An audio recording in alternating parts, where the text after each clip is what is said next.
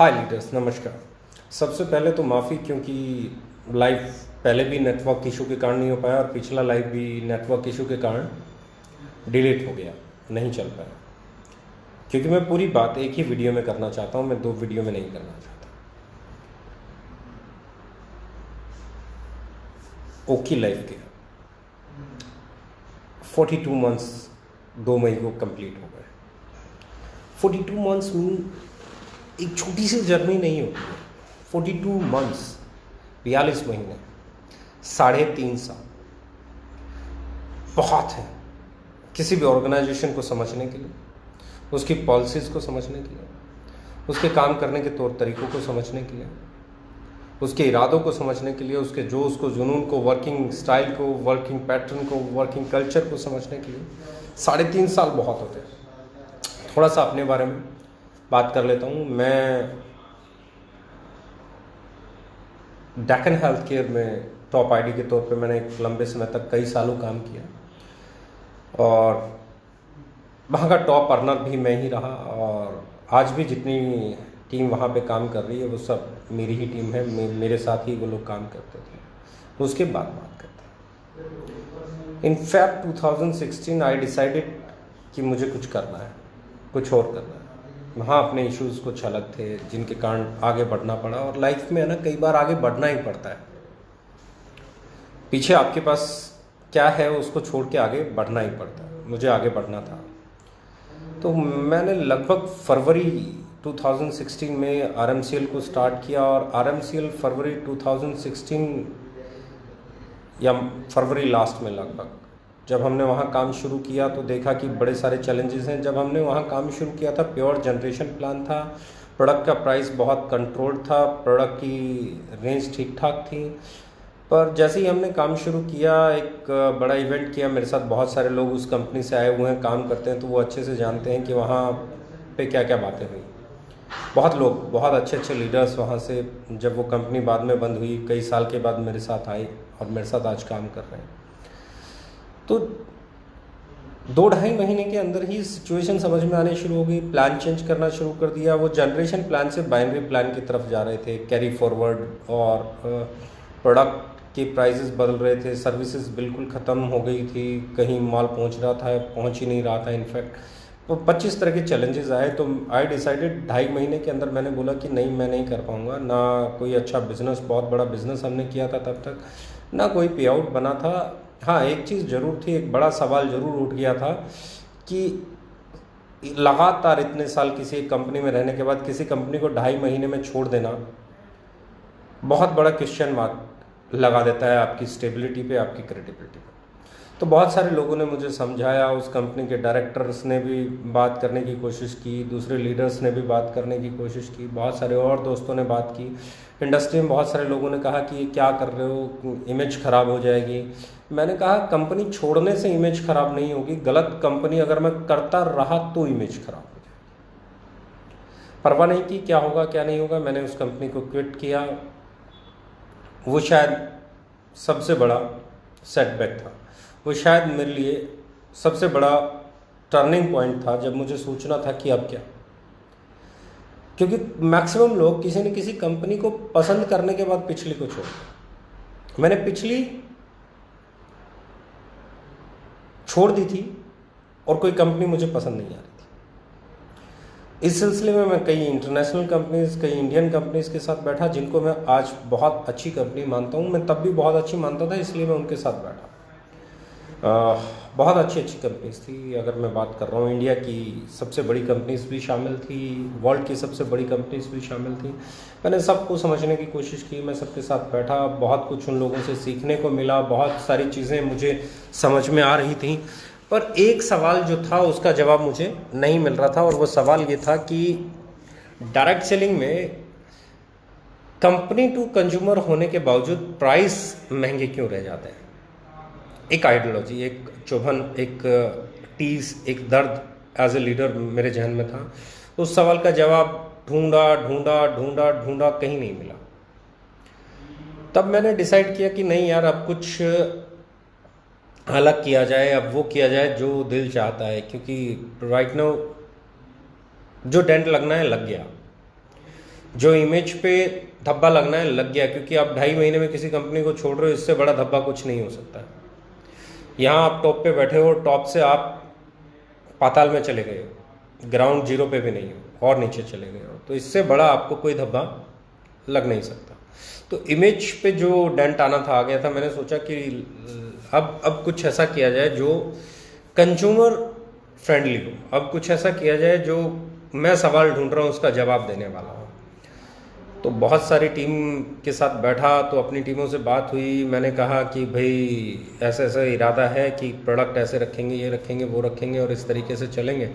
तो लोगों ने बोला ठीक है शुरू कीजिए। मैंने कहा ऐसे नहीं, जल्दबाजी नहीं होगी, it will take some time, क्योंकि रातों रात आप एक अच्छी ऑर्गेनाइजेशन नहीं बना सकते। आपको पहले डिसाइड करना होगा क्या करना है क्या नहीं करना है, डूज एंड डोंट्स आपको बनाने पड़ेंगे, बहुत सारी चीज़ें आपको तय करनी पड़ेंगी। तो हम लोगों ने लगभग 6 महीने का समय लिया इस डिसीजन तक जाने में कि अब आगे क्या करना है।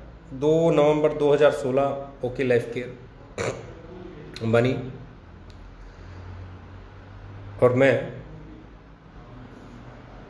अपने मिशन पे लग गया। Mission consumer empowerment, mission distributor friendly, mission direct sellers के लिए एम्पावरमेंट। अब ये चीज़ें आसान नहीं थी। जब हमने शुरू किया तो बहुत सारे लोग बोलते थे ऐसे नहीं होता है, इतनी कंपनियां आती हैं, इतनी चली जाती हैं, इतनी कंपनियां बन जाएंगी, बंद हो जाती है, ये हो जाता है, वो हो जाता है। अरे DK सारन जी के साथ कहाँ जा रहे हो, 2.5 महीने में तो कंपनी बदल ली थी, पिछली उससे पिछली भी छोड़ दी थी, पिछले 2.5 महीने में एक डेक्कन हो गई, डेक्कन छोड़ी, चाहे कितने ही साल की उससे लोग भूल जाते हैं, और डेक्कन छोड़ी, 2.5 महीने के अंदर RMCL छोड़ी, 2.5 महीने में 2 कंपनियां छोड़ दी, तीसरी का क्या भरोसा। हज़ारों सवाल उठे, हज़ारों सवाल होने भी चाहिए, बहुत ज़रूरी थे ये सवाल, क्योंकि ये आपको चैलेंज देते हैं। जब तक आपके पास चैलेंज आएगा नहीं, आप एक्सेप्ट क्या करोगे, कुछ भी नहीं। ये चैलेंज उछाला जा रहा था और मैं उसे एक्सेप्ट कर रहा था कि accepted boss, accepted boss, accepted boss, पता नहीं कब प्रोडक्ट बनेंगे, ये होगा वो होगा। Yes, very true.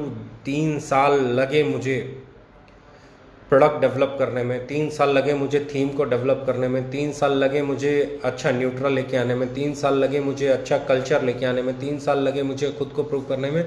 किसी भी नई कंपनी को सालों लग जाते हैं एस्टेब्लिश होने के लिए। ये अतीत भी गवाह है, ये मैं भी गवाह हूँ, ये ओके लाइफ केयर की जर्नी भी गवाह है, और आगे कोई कंपनी आएगी उसे भी 2.5-3 साल लग ही जाएंगे यहाँ तक पहुँचने में जहाँ हम पहुँचे। कोई बहुत हमसे अच्छा होगा तो 6 महीने पहले पहुंच जाएगा, कोई हमसे थोड़ा सा कमज़ोर होगा 6 महीने बाद पहुंच जाएगा। पर स्ट्रॉन्ग विल पावर होगी, अच्छी मैनेजमेंट होगी, सही डिसीजन होंगी, तो इंडिया में पोटेंशियल है बहुत सारी कंपनीज के लिए। हमसे पहले भी कंपनीज थी, हमसे बाद में भी कंपनीज आएंगी, लेकिन जर्नी तो हमसे पहले वालों को भी तय करनी पड़ी, हमें भी तय करनी पड़ी, हमारे बाद वालों को भी तय करनी पड़ेगी। तो ये एक चीज़ थी। और बहुत सारे सवाल आए जब हम लोगों ने प्रोडक्ट लॉन्च करने शुरू किए, प्रोडक्ट मार्केट में कंपेयर लोग करने लगे, एक अलग सा मोमेंटम बनने लगा, लोग एक दूसरे से शेयर करने लगे अपनी अपनी बातें। अरे यार उसने देखो इतने रुपए में ये कर दिया, उसने देखो इतने रुपए में ये प्रोडक्ट ले आया, उसने ये कर दिया, इसने वो बातें चल पड़ी मार्केट में। और मैं हमेशा कहता हूँ direct selling is a mouth publicity business. जब आपके बारे में बातें होंगी तो इसका मतलब आप बिजनेस में हो, जब आपके बारे में बातें होना बंद हो जाती हैं तो आप इस बिजनेस से बाहर हो जाते हो, क्योंकि ये बिजनेस है जो माउथ पब्लिसिटी चलता है, ये बिजनेस माउथ पब्लिसिटी से चलता है। तो अब हम लोग पहले साल की बात करें, दहिया साहब आए, बहुत चैलेंजेस थे क्योंकि बहुत कुछ बनाना होता है। एक प्रोडक्ट के साथ शुरू किया, दूसरा, तीसरा, चौथा, पांचवा, कुछ सही प्रोडक्ट भी लॉन्च हुए, कुछ हमने शुरुआत में रसगुल्ले, गुलाब जामुन, रस, स्प्रिंग रोल्स, इस तरह की चीज़ें भी ट्राई की, जिसका हमें एक्सपायरी में भारी नुकसान भी उठाना पड़ा और फिर हमें प्रोडक्ट लाइन को भी करेक्ट करना पड़ा। तो बहुत सारे चैलेंजेस थे। और जैसे जैसे हम आगे बढ़ रहे थे एक चीज़ बढ़ रही थी, वो थी कॉन्फिडेंस। और हमारे लीडर RR दहिया जी, लेट मिस्टर RR दहिया जी, जो आज हमारे बीच में फिजिकली नहीं है, वैसे तो उनकी दुआएं, उनका आशीर्वाद हमेशा ही हम पे रहता है। तो उन्होंने वो एक लाइन बोलते थे कि आने वाले समय में ओके लाइफ केयर बहुत बड़ी होने वाली है और बड़ी बड़ी कंपनियों से लीडर आके ओके लाइफ केयर में शामिल होने वाले हैं। ये कहते थे, वो हमेशा कहते थे। हमने पहला साल तय किया, हमारे पास चंद प्रोडक्ट थे, हम गिने चुने प्रोडक्ट थे, बहुत अच्छा वेयर हाउस भी नहीं बना था तब तक, क्योंकि काम चल रहा था, बिल्डिंग का कंस्ट्रक्शन चल रहा था, स्टाफ भी बहुत लिमिटेड था, तो हमारा एक्सपोजर बहुत लिमिटेड था। नेक्स्ट ईयर हम लोगों ने चीज़ों को बड़ा किया, बहुत सारे प्रोडक्ट लॉन्च किए, टर्नओवर थोड़ा सा और बढ़ा, पर जो असली चीज़ बढ़ाई हमने, वो बढ़ाई हमारी विल पावर। प्रोडक्ट लॉन्च करते जाना है। हमारा बिजनेस ऊपर भी गया, नीचे भी गया, पर हमने हमारे प्रोडक्ट लॉन्च करने की स्पीड को कभी कम नहीं किया। हम लोगों ने बिजनेस कम हो रहा था तब भी समझौता नहीं किया, तब भी जो लोग आने वाले थे उनके लिए मोस्ट वेलकम था, जो लोग जाने वाले थे उनके लिए थैंक यू वेरी मच था। हम लोगों ने कंप्रोमाइज़ नहीं किया। हमारे यहाँ प्लेसमेंट नहीं मिली, हमारे यहाँ पावर लिंक नहीं मिली, हमारे यहाँ अनएथिकल चीज़ें नहीं हुई, नाम चेंज नहीं हुआ, आईडी चेंज नहीं हुई, ट्री शिफ्ट नहीं हुआ। ये चीज़ों पे हम लोग स्ट्रिक्ट थे। हमने सोच लिया था कि बिजनेस कम हो या ज़्यादा हो, और प्रोडक्ट जब हम लेके आ रहे थे तो उसका प्राइस वो रख रहे थे जिसे कंज्यूमर एक्सेप्ट करे, ताकि हमारा डिस्ट्रीब्यूटर, हमारा डायरेक्ट सेलर जब किसी से मिले तो उसको सेल में कन्वर्ट करने में ज़्यादा जोर नहीं लगे। जब हम थोड़ा सा मूव करने लगे, जब हम थोड़ा सा ऊपर चढ़ने लगे, जब हमारी थोड़ी सी नाम होने लगा, जब हमारा थोड़ा सा टर्नओवर बढ़ने लगा, तो अब असली खेल शुरू हुआ। अब खेल शुरू हुआ प्रोडक्ट पे। हमारे प्रोडक्ट टारगेट किए गए। प्रोडक्ट को टारगेट कैसे किया गया? प्रोडक्ट को टारगेट किया गया, सस्ता है, घटिया होगा, सस्ता है, मारुति और मर्सिडीज में फ़र्क होता है, और न जाने कितनी ऐसी बातें हुई जिसमें सीधे सीधे ये क्रिटिसाइज किया जा रहा था कि ये सस्ता नहीं बेच रहे, घटिया बेच रहे हैं। पर सच्चाई कभी किसी के रोके रुकी है क्या? माल मार्केट में जाता है, कस्टमर उसे यूज़ करते हैं, रिपीट सेल लगती है, फिर जाता है, फिर यूज़ करते हैं, फिर रिपीट सेल लगती है, और लोग ये कहने लग जाते हैं कि सस्ता है पर महंगे से बढ़िया है। इस लड़ाई को हमें 6-8 महीने लड़ना पड़ा। 6-8 महीने बाद जिन जिन लोगों ने हमारे प्रोडक्ट को यूज़ किया, उन लोगों ने बता दिया मार्केट को कि भैया सस्ता है पर बेहतर है। जब वो मार्केट पे प्रोडक्ट पे हिट होना बंद हो गया, पहले हमें कहाँ दबाया जा रहा था? प्रोडक्ट पे, प्राइस पे, क्वालिटी पे। जब हम प्रोडक्ट, प्राइस, क्वालिटी पे नहीं दबे, जब हम प्रोडक्ट, प्राइस और क्वालिटी पे नहीं दबे, तो अब बात आई अगले लेवल पे, क्योंकि हम भी लेवल क्रॉस कर रहे थे, तो कंपटीशन का लेवल भी बढ़ रहा था। जैसे जैसे आप गेम खेलते हो, मैच फाइनल की तरफ बढ़ता है, तो और ज़्यादा कंपटीशन बढ़ जाता है। अब कंपटीशन बढ़ रहा था। अब कंपटीशन बढ़ा, कंपटीशन आया मैनेजमेंट पे, कंपटीशन आया एक्सपीरियंस पे, कंपटीशन आया इस पे उस पे, क्या कंपनी, वो ये फिर हमें 5-6 महीने, साल भर झेलना पड़ा।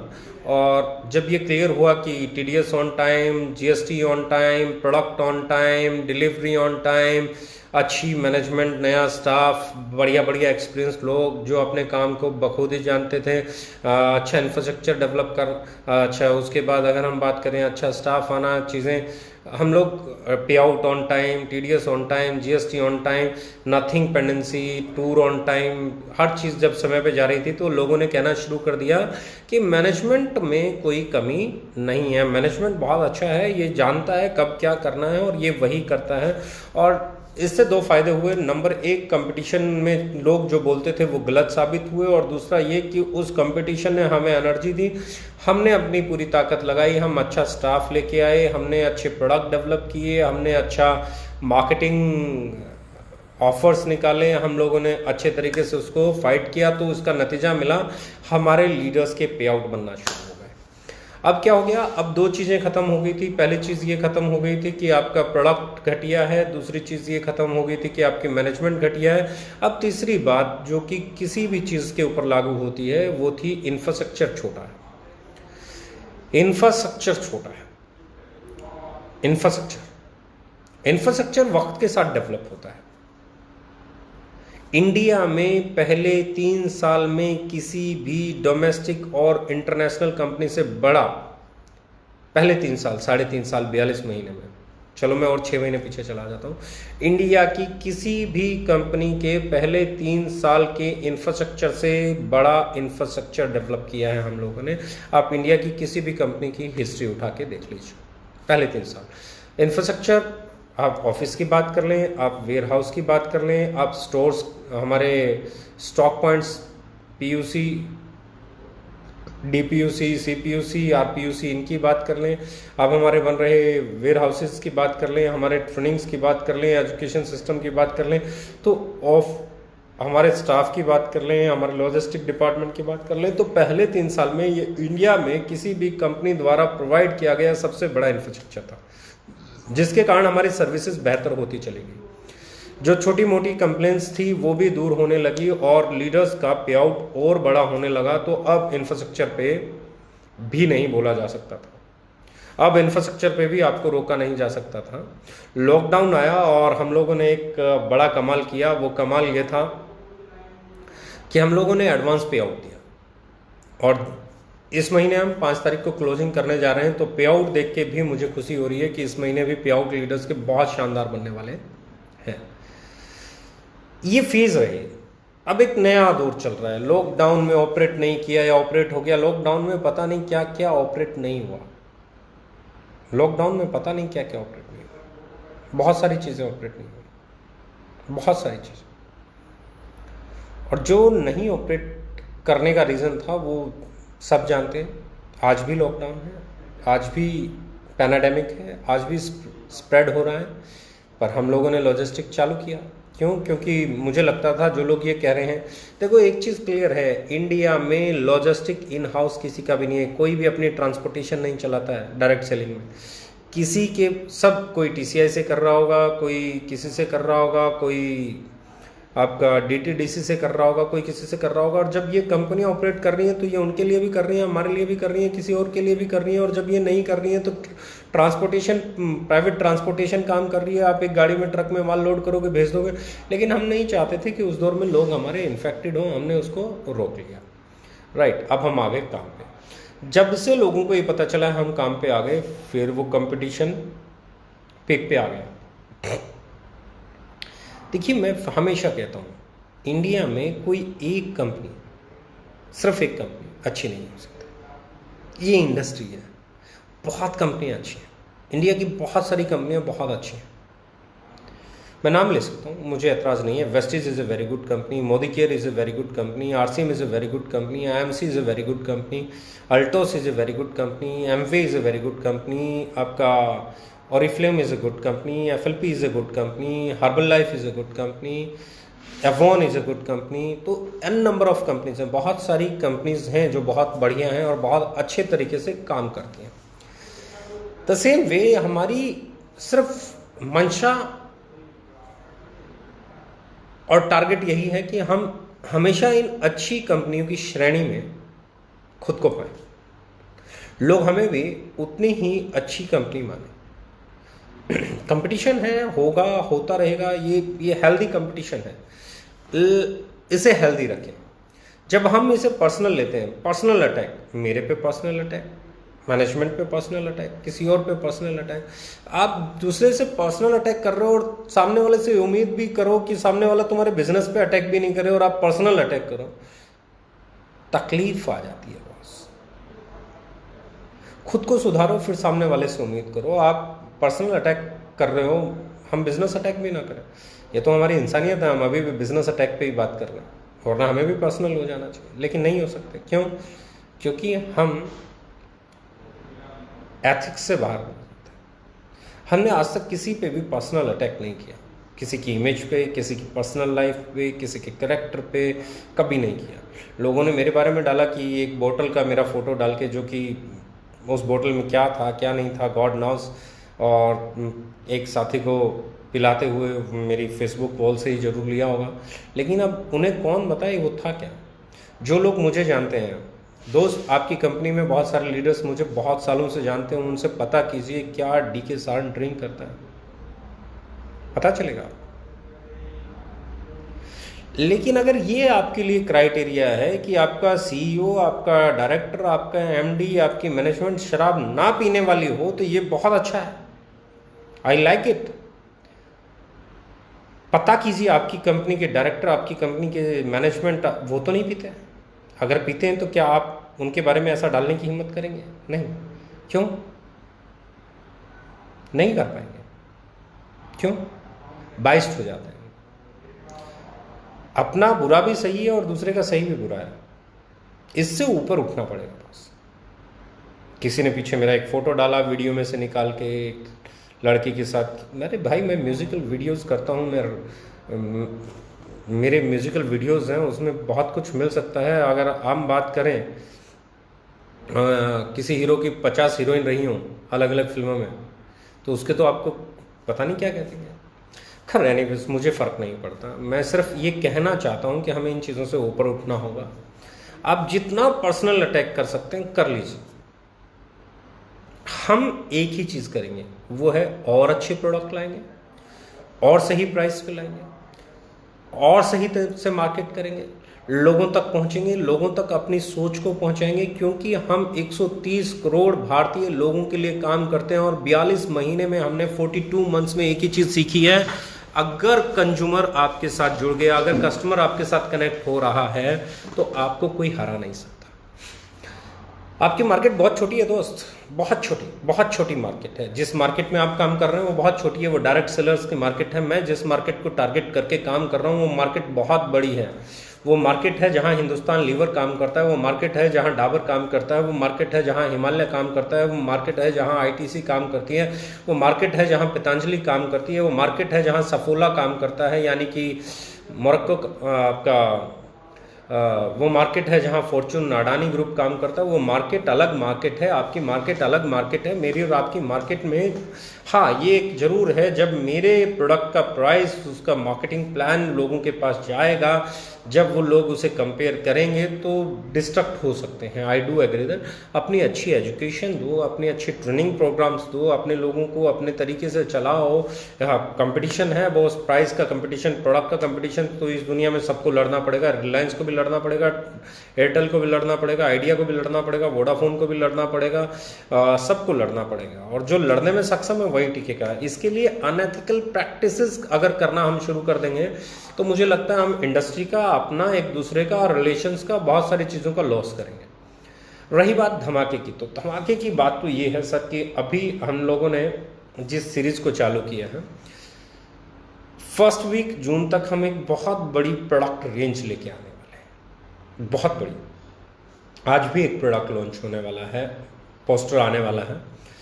आज से 7 दिन के बाद मार्केट में हमारे 1 बाय 1 7 से 10 दिन के अंदर 1 बाय 1 प्रोडक्ट आना शुरू हो जाएंगे। हमारा टारगेट आज भी हमारा प्रोडक्ट है, हमारा टारगेट आज भी हमारा कस्टमर है, हमारा टारगेट आज भी हमारा डायरेक्ट सेलर है। जब तक हमारे डायरेक्ट सेलर का पे आउट बढ़ रहा है, मैं हमेशा कहता हूँ सर, एक क्लास में 100 बच्चे हैं, 100 के 100 मेरिट नहीं ला सकते। 100 के 100 बच्चे 90% नहीं लेके आ सकते, 95, कुछ बच्चे 99% ले आएंगे, कुछ बच्चे 98 ले आएंगे, कुछ 97, कुछ अबाउ 90, कुछ अबाउ 80, कुछ अबाउ 70, कुछ अबाउ 60, कुछ अबाउ 50, कुछ अबाउ 40, कुछ 33 प्लस समथिंग लेके आएंगे और पास हो जाएंगे। और कुछ बच्चे उसी क्लास में फेल भी हो जाएंगे। ये बिल्कुल नीचे से बॉटम लाइन से बात करता हूँ। तो सेम वे किसी भी कंपनी में कुछ लोग बहुत बेहतरीन ग्रोथ करेंगे, कुछ लोग 95%, 98% वाला परफॉर्मेंस देंगे, उनके पे आउट बहुत तेज़ी से ग्रो करेंगे, उनका पे आउट बहुत बड़ा बनेगा। कुछ लोगों का उनके बाद उनका नंबर रहेगा, कुछ का उनके बाद नंबर रहेगा, कुछ का उनके बाद नंबर रहेगा। कुछ बच्चे सिर्फ पास होंगे कि उनका घर चले, इतना ही कमा पाएंगे, लेकिन कुछ लोग इतना भी नहीं कमा पाएंगे जो उनका घर चल सके। अब ऐसे में सबसे बड़ी चीज़ जो मैं बात कर रहा हूँ वो ये है कि जो बच्चे अपना घर नहीं चला सकते, जो डायरेक्ट सेलर, जो डिस्ट्रीब्यूटर अपना घर नहीं चला सकते, अगर वो अफोर्डेबल प्रोडक्ट पे, मार्केट प्राइस पे प्रोडक्ट खरीद रहे हैं, तो एक चीज़ का सेटिस्फेक्शन उनको जरूर रहेगा कि उनका एक पैसा नहीं लगा। और यही एवरेज किसी भी कंपनी में लागू होती है। महंगे प्रोडक्ट वाली कंपनी में भी यही एवरेज लागू होगी, वहाँ पर भी यही होगा। कुछ लोगों के पे आउट बहुत बड़े बनेंगे, तमाशा भी होगा।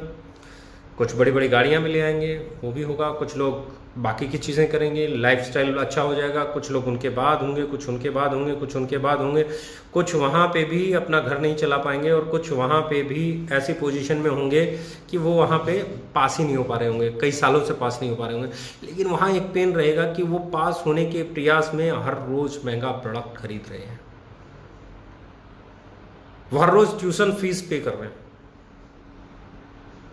हमारे यहाँ क्या, वो ट्यूशन फीस नहीं है। हमारे यहाँ पे भी एवरेज वही है, वहाँ पे भी एवरेज वही है। मैं कोई ऐसी बात नहीं कर रहा हूँ जो मतलब मैं बोलूँ कि ओके लाइफ केयर से बढ़िया कोई कंपनी नहीं है। ओके लाइफ केयर से बढ़िया बहुत कंपनी थी, बहुत हैं, बहुत होंगी। मैं कभी भी इस ईगो में नहीं आता कि हम ही हैं जो कुछ है। ये इंडस्ट्री है, किसी एक से बनती नहीं, ना ओके लाइफ केयर से बनती है, ना एमवे से बनती है, ना एफएलपी से बनती है। हाँ, सबके मिलने से बनती है, सब कंपनियों के काम करने से बनती है, सब कंपनियों के लोगों को एजुकेट करने से बनती है, सब लोगों के प्रेम प्यार सद्भाव से बनती है। तो हम लोगों ने 42 महीने जो काम किया है ना, उस 42 मंथ्स की हमारी अचीवमेंट्स ये है कि हमने 42 महीने में न जाने कितने प्रोडक्ट लॉन्च किए हैं। लगभग अगर मैं बात करूं कि आज से 2 महीने बाद हम बात करेंगे तो हमारे पास 150 से ज़्यादा प्रोडक्ट होंगे। हमारे पास अगले 2 महीने के बाद की मैं बात करूं तो बहुत सारे लीडर्स के पे आउट बढ़ गए होंगे। हम लोगों ने 22 तारीख को 22 मार्च को ऑपरेशन बंद किया था। क्लोजिंग में लगभग 10 दिन बचते थे, 21 को बंद कर दिया था। तो वो 10 दिन हमने इस बार दिए हैं, और वो 10 दिन देने के बाद हमारी जो क्लोजिंग मुझे लग रही है, वो क्लोजिंग हमारी बगैर इफेक्ट हुए 10-5% इफेक्ट हो जाए तो बड़ी बात होगी। मुझे लगता है हो सकता है इस बार हम पिछले महीने को क्रॉस करें, हम फरवरी महीने को क्रॉस करें। तो हमारी जो ग्रोथ है वो इस बात पे डिपेंड करती है कि हमारा प्रोडक्ट कितना सही है। लॉकडाउन में पिछले 10 दिन से जो बिजनेस हो रहा है, मुझे नहीं लग रहा कि हम इन्फेक्टेड हुए। पिछले 7-8 दिन के बिजनेस में हम इन्फेक्टेड नहीं हुए। हमारी सेल एज इट इज़ आ रही है। हमारी सेल एज इट इज़ आने का मतलब है कि हमारे प्रोडक्ट का कंज्यूमर डेवलप्ड है, हमारे प्रोडक्ट की एक्सेप्टेंस है, लोग चाहते हैं कि हमारा प्रोडक्ट मिले। बहुत सारी कंपनियों के टर्नओवर गिरे हैं, किसी का 10% गिरा होगा, किसी का 50% गिरा होगा, किसी का 70% गिरा होगा। मैक्सिमम कंपनीज के टर्नओवर गिरे हैं, पर पिछले 7 दिन से हम लोग देख रहे हैं कि हमारा टर्नओवर वही एवरेज चल रहा है जो पहले चलता था, और ये एक बहुत बड़ी बात है। बहुत सारे लोग अब बातें कर रहे होंगे जी ये ओके लाइफ केयर वो, अरे भैया ओके लाइफ केयर को 42 महीने हो गए हैं। अगर बात करनी है तो बात करो, क्या ओके लाइफ केयर में 42 महीने में पे आउट लेट हुआ? नो। क्या कोई अचीवमेंट हुई किसी की नहीं दी? नो। क्या टीडीएस नहीं मिला? ऐसा भी नहीं बोल सकते। क्या जीएसटी नहीं मिली? ऐसा भी नहीं बोल सकते। क्या प्रोडक्ट की क्वालिटी घटिया थी? ऐसा भी नहीं बोल सकते। क्या प्लान में पैसा नहीं बनाया लोगों ने? क्या लोगों को डिस्ट्रीब्यूशन में पे आउट नहीं बने? क्या लोगों ने अचीवमेंट्स नहीं ली? ऐसा भी नहीं बोल सकते। क्या कंपनी का एजुकेशन सिस्टम कमजोर है? ऐसा भी नहीं बोल सकते। क्या डीके सारन को काम करना नहीं आता, गलत सीईओ है? ऐसा भी नहीं बोल सकते। क्या कंपनी वन मैन आर्मी है? ऐसा भी नहीं बोल सकते, क्योंकि लॉजिस्टिक अलग इंडिपेंडेंट डिपार्टमेंट है, अकाउंट अलग डिपार्टमेंट है, ऑपरेशन अलग डिपार्टमेंट है, सीआरएम अलग डिपार्टमेंट है, प्रोडक्ट एंड ट्रेनिंग अलग, सबके अलग अलग हेड्स हैं। तो जब आप ऐसा कुछ नहीं बोल सकते तो खुद को और इस इंडस्ट्री को झूठ बोल के शर्मिंदा ना करें।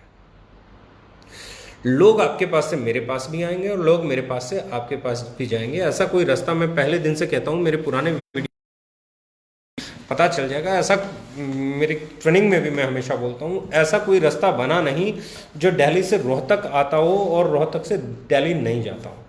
यानी कि यहाँ आने वाले मुसाफिर भी रहेंगे और जाने वाले मुसाफिर भी रहेंगे। हमारे पास आने वाले लोगों की संख्या भी रहेगी, हमारे यहाँ से जाने वालों की संख्या भी रहेगी।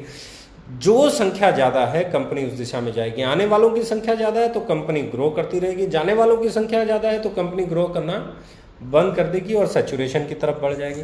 अब ऐसे में आपको क्या लगता है, ओके लाइफ केयर के बारे में आपको लगता क्या है? वी आर ग्रोइंग और नॉट? हमारे लीडर्स के पे आउट बढ़ रहे हैं तो क्यों बढ़ रहे हैं? हमारी प्रोडक्ट रेंज बढ़ रही है तो क्यों बढ़ रही है? लॉकडाउन के बावजूद भी हमारा टर्नओवर कम नहीं हो रहा है तो क्यों नहीं हो रहा है? ये बहुत सारे सवाल हैं जिनके जवाब ढूंढने पड़ेंगे। ये बहुत सारे सवाल हैं जिनके जवाब जिन जिन को मिलते चले जाएंगे वो ओके लाइफ केयर की तरफ आते चले जाएंगे। हम लोगों ने कुछ चीज़ों पे बहुत बेहतरीन काम किया। लॉकडाउन में भी हमारे पास 3 नया बहुत शानदार लोग, 3 हायर पोजीशंस के 3 लोगों ने ज्वाइन किया है। और ये हमारी अच्छी चीज़ है कि हम कल की तैयारी आज करते हैं। लॉकडाउन में भी हम लगे हुए हैं कि लॉकडाउन के बाद जो माहौल होगा उस माहौल के लिए हमें क्या तैयार करना है, उसके लिए तैयारी हम आज कर रहे हैं।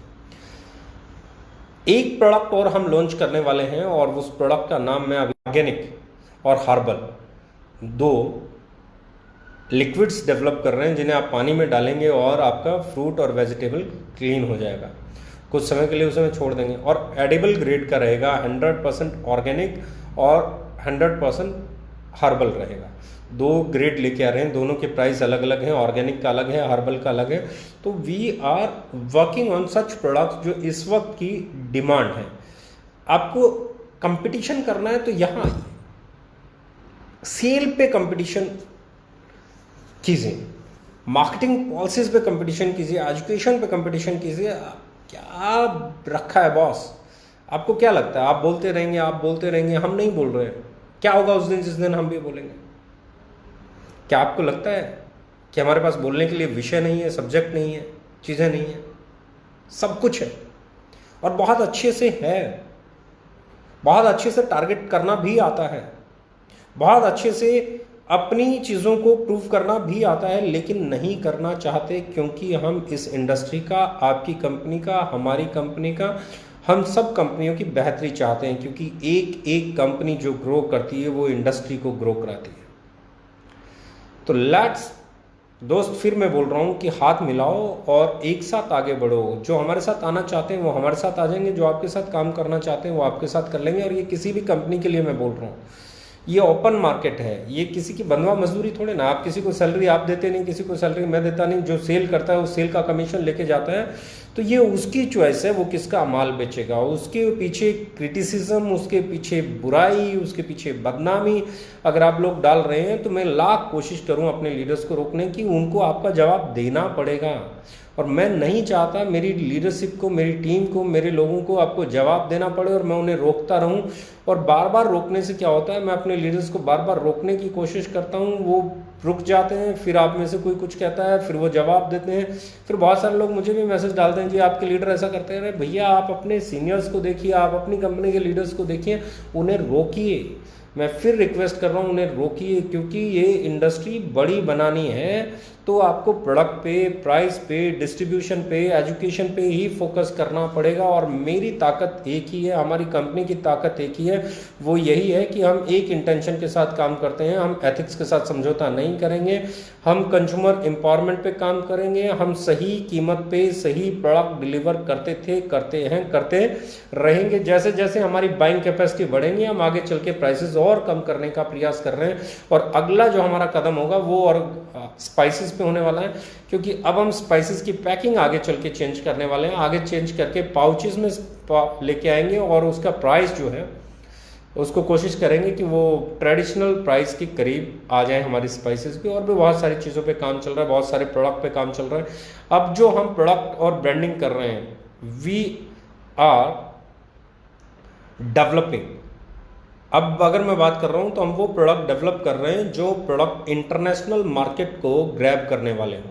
अब हम वो रेंज डेवलप कर रहे हैं जिनसे आप एमएनसी से टक्कर ले सकें, जिनसे आप इंडिया से बाहर जब जाएं तो आपके प्रोडक्ट को बाजू में रख के मतलब एक प्रीमियम फील आए और आप कहो कि यार आपका प्रोडक्ट उस इंटरनेशनल कंपनी से अच्छा है।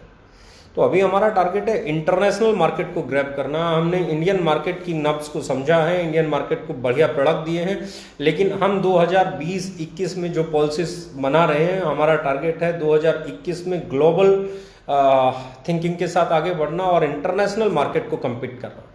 डोमेस्टिक को तो बट ऑब्वियस है हम कम्पीट कर रहे हैं, पर हमारा टारगेट है अब इंटरनेशनल मार्केट को कम्पीट करना। और वहाँ के लिए जो प्रोडक्ट रेंज हम लेके आने वाले हैं, जो प्रीमियम रेंज हम लेके आने वाले हैं, वो किसी भी इंटरनेशनल कंपनी के लिए बहुत बड़ा और कड़ा कंपटीशन देने वाली होगी। सो बिलीव मी, ये 42 महीने शानदार, ये 42 महीने बहुत फुल ऑफ एक्साइटमेंट, लोग रोकने की प्रयास 42 महीने किया। जब हमारे पास एक प्रोडक्ट था तब लोग रोकने लगे थे, आज हमारे पास लगभग 150 प्रोडक्ट हो जाएंगे 2 महीने के अंदर, तब भी लोगों का वही प्रयास है। बिजनेस एक ही चीज़ समझता है, वो ये कि कस्टमर आपके पास आ रहा है या नहीं आ रहा है। बिजनेस उसी का है जिसके पास कस्टमर है, बिजनेस उसका नहीं है जिसके पास बेचने के लिए सामान है। बेचने के लिए सामान तो कोई भी रख लेता है। आपको क्या लगता है मार्केट में खुलने वाली 1000 दुकानें 1000 की 1000 चल जाती हैं? चलती वही है जिस दुकान पे कस्टमर जाता है, वो नहीं चलती जो दुकान भरी हुई है।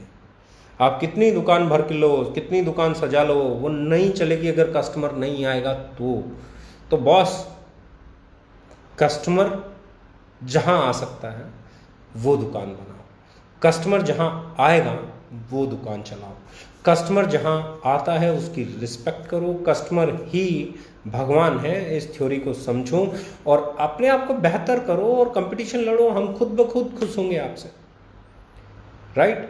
तो आने वाले ये 42 महीने की जर्नी, अब हम बात कर रहे हैं अगले 24 महीने की जर्नी। अगले 24 महीने हम लोग ग्लोबल जाएंगे, हम लोग इंटरनेशनल प्रोडक्ट्स लॉन्च करने की तैयारी कर रहे हैं, हम लोग बहुत प्रीमियम क्लास प्रोडक्ट लॉन्च करने की तैयारी कर रहे हैं। हमारे 18 वेयर हाउसेस हम लोग ओपन करने की तैयारी कर रहे हैं। जैसे ही लॉकडाउन के बाद जो भी मूवमेंट आएगी, हमारे वेयर हाउसेस खुलना अभी भी शुरू कर देंगे। अभी भी हम लोग उसी पे काम कर रहे हैं, वेयर हाउसेस का काम करेंगे। हम लोग प्रोडक्ट रेंज की एक बात होगी, हमारी मैनेजमेंट का एक्सपेंशन हो रहा है, हमारी फैक्ट्री का काम बहुत तेज़ी से हुआ है और लॉकडाउन की वजह से कुछ दिनों बीच में बंद रहा, तो फिर से अब शुरू हो जाएगा, तो फैक्ट्री आ जाएगी। हमारी नया एक ऑफिस बहुत शानदार बन के लगभग तैयार है, वो भी हम कोशिश करेंगे कि अगले 2 महीने में आपको एक और नया ऑफिस मिल जाए। उसके बाद हम लोग 5 नए ऑफिस इंडिया में 2020 में ओपन करने का प्लान कर रहे हैं। 5 कंपनी ऑन ऑफिसेस, कंपनी के अपने ऑफिसेस 5, जिसमें हम एक महाराष्ट्र में ओपन करेंगे, एक बेंगलोर में ओपन करेंगे, एक हम लोग लखनऊ में ओपन करेंगे यूपी के अंदर, एक हम लोग दिल्ली में ओपन करेंगे और एक हम लोग जो ओपन करेंगे that will be in MP, Madhya Pradesh में। तो 5 ऑफिसेस हम लोग 2020-21 फाइनेंशियल ईयर में ओपन करने की प्लानिंग कर रहे हैं। 5 कंपनी के अपने ऑफिसेस, 18 वेयर हाउसेस अगले 24 महीने के अंदर और करीबन 250 प्रोडक्ट की बास्केट, 250 इलीट क्लास प्रोडक्ट्स, वो प्रोडक्ट जिनकी पैकिंग, लुक, फील, क्वालिटी देख के आप ये बोलो कि यार ये प्रोडक्ट इस प्राइस में मिल रहा है, यकीन नहीं होता है। बस नाउ अगले 24 महीने इंडिया का सबसे बड़ा पे आउट हमारे लीडर्स का बने, इसके लिए प्रयास कर रहे हैं। हमारे लीडर्स के पे आउट इंडिया के सबसे बड़े पे आउट्स में शामिल हो जाएं, इसका हम प्रयास कर रहे हैं और ये ही हमारी सबसे बड़ी ताकत होने वाली है। क्योंकि मैं हमेशा कहता हूं ये बिजनेस 2 ही चीज़ों से चलता है। नंबर 1 आपकी प्रोडक्ट, उसके रेट और उसकी क्वालिटी से, और नंबर 2 लोगों की अचीवमेंट से। और दोनों ही पैरामीटर्स पे अगर आप कंपेयर करेंगे पिछले 42 महीने को, तो ना कोई कंपनी 42 महीने में इतने प्रोडक्ट दे पाई इस रेट पे, इस पैकेजिंग के साथ, इस लुक फील के साथ, इस क्वालिटी के साथ, और ना ही कोई कंपनी पहले 42 महीने में ऐसे पे आउट दे पाई जैसे ओके लाइफ केयर में बन रहा है। ये बिजनेस 2 ही चीज़ों से चलता है, एक प्रोडक्ट उसकी क्वालिटी और प्राइस से, दूसरा लीडर्स की अचीवमेंट्स और उनके पे आउट से।